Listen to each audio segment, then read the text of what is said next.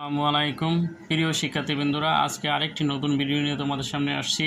যে গত ক্লাসে তোমার একটি প্যারাগ্রাফ দিয়ে 50টি প্যারাগ্রাফ লেখা, মানে ব্যাড সাইড এবং গুড সাইড দিয়ে, গুড সাইড এবং ব্যাড সাইড দিয়ে কীভাবে লেখা যায় সেইটা আমরা দেখাইছি। এবং আজকে এখন দেখাবো আমরা যে তোমার একটা দরকার লেটার দিয়ে কীভাবে সবগুলি লেটার তুমি কভারেজ করতে পারো। যে প্রত্যেকটার জন্য যে লেটার ফরম্যাট না লেখা লাগে সেটার একটা ফরম্যাট আমরা তৈরি করছি। ইনশাল্লাহ তোমরা অবশ্যই উপকৃত হইবা। তো আমরা চলো শুরু করি। এখানে প্রথম তোমরা উপরে লিখবা কি তারিখটা লিখবা, এখানে যে তারিখটা আছে সেই তারিখটা দেবা। আমি একটা তারিখ দিছি, তোমরা যেই তারিখে লেখো সেই তারিখটা দেবা। আমি বাড্ডা ঢাকা লিখছি, তোমরা যেখান থেকে লেখো সেখান থেকে ইয়াটা দেবা।